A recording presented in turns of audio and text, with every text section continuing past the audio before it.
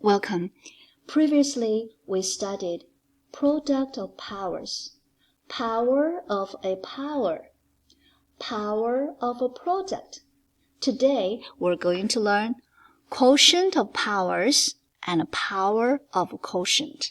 Let's look at the white one. The white one says that if we're going to divide and they have the same base, all we need to do is keep the base minus the power subtracted.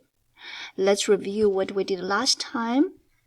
Last time, when we want to multiply product powers, we do keep the base, we add the exponents, and we have 8 to the 16th power. Okay? Now, this time we're going to do quotient of power, which means we're going to keep the base, subtract the exponents. 11 minus 5, that is 6. Alright, that's done. Next one, remember keep the base. This one, the base is negative 8. So you keep the base, you still write open, close parentheses, negative 8. 9 minus 7, that is 2. This question asks us to simplify it, did not ask us to evaluate. Therefore, we can stop right here. It says we are done. Alright, let's look at the yellow one. The yellow one says power of a quotient, which means we need to assign this power to A and assign this power to B. B cannot be 0. Otherwise, it will be undefined. Alright, let's look at this example. It has a 6 power outside. The exponent is 6. We're going to assign it to 3. So 3 has 6 power and 4 has 6 power. If it asks us to evaluate, we're going to go ahead and multiply 3 6 times, 4 6 times. But it asks us to simplify. Therefore, we say we are done here. This one. Look, you have a negative 1 over 5. You can give this negative sign to 1, so you're having something look like this. Now we're going to give power to the top number, give power to the bottom number. Top number says I am negative 1. I'm going to get a 6 power. Bottom number says I am 4. I'm going to get a 6 power. You can stop here if you want. You can do this. You can see negative 1 has 6 power gets 1. I'm just going to leave it here, and 5 has 6 power. Okay? It looks a little bit crowded here, but remember, you can stop right here, or you can continue to one more step. Okay, I'm going to erase this.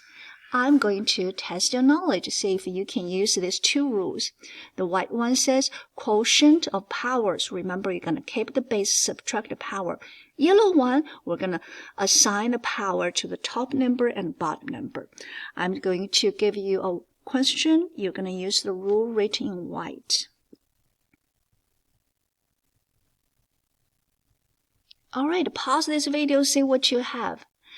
And let's do this. Let's check your work. Did you have add 1, add bar, top times top, and bottom times bottom? Therefore, I have something look like this. Now I'm going to say z, keep the base, minus the power, and I have z to the third power. I can put my final solution in the bubble. All done. Let's look at the next one. I have a question. And let's see, give you something a little bit more interesting than this. Okay, let's try this. We still play with the fractions. Pause this video, see if you can use power of a quotient, and then you can use a quotient of powers. Very good. And the first one, we're going to assign 5 power to 1, 5 power to 7. So 1 get a 5 power, and 7 also get a 5 power. Remember, we're just doing slow baby step. It's all good. Alright, and top times top, and we have 7 to the 13th power on the numerator place, and 7 to the 5th power on the denominator place. Now remember, the rule says keep the base. We're gonna minus the power this time. What rule are you using now? Yes, you're using quotient of powers now. So first you start with power of power, then power of quotient. Then you start to use quotient powers. All right, last but not least important, and 13 minus 5, that's 7 to the 8th power. And we are done with this practice. Happy learning.